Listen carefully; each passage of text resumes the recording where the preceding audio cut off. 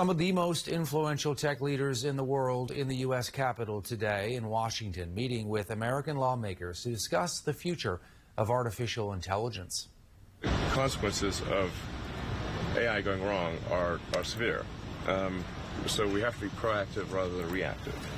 Yeah, there's Elon Musk, of course, the guy behind X, formerly Twitter, and SpaceX, Tesla, but also Mark Zuckerberg there, the guy behind Facebook and Instagram, Bill Gates also there.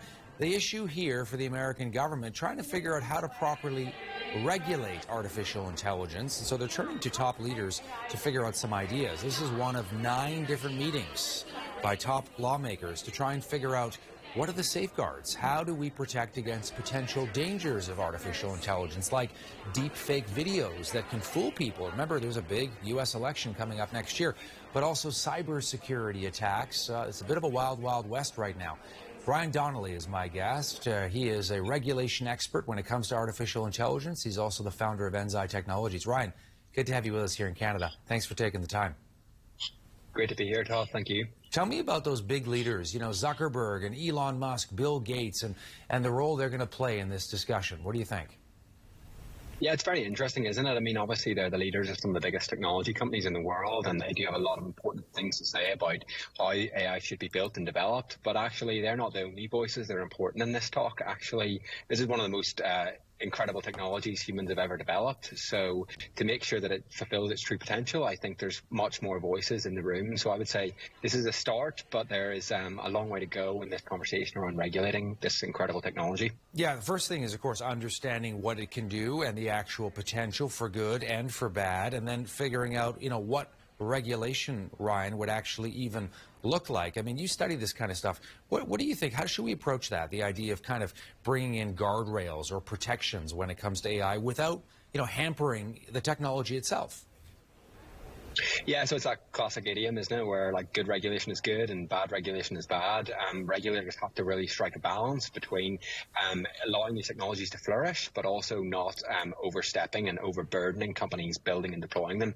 It's a really hard thing to get right, but there is a couple of low-hanging fruit. And from our end, you know, we build software that helps organizations do a lot of this. So things like putting a quality management system in place around how you build and deploy these dangerous technologies, keeping detailed technical documentation around how they're prepared, conducting the right risk assessments, all that kind of stuff can go a really long way to managing some of this risk. And you'll probably hear a lot of conversations at the back of the meetings today around some of the more existential questions about whether or not AI is going to take over the world and we're all going to lose control.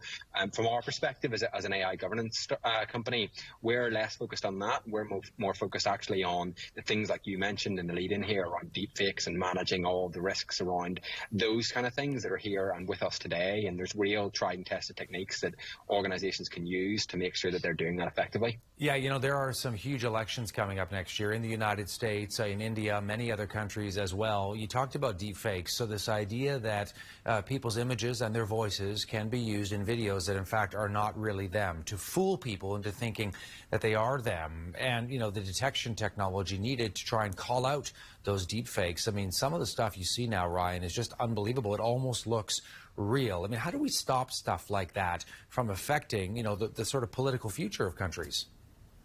It's pretty impressive, right? The technology has reached this stage so quickly. What I would say is that's really a use problem, right? That is like how are these, I mean, the technologies that can do that kind of thing and generate those deepfakes, they are like pretty broad purpose. The question is how they're actually used in the end. So I definitely do think there is scope for more regulation and more rules around how these technologies are used. They're certainly presenting challenges that democracies have never seen before.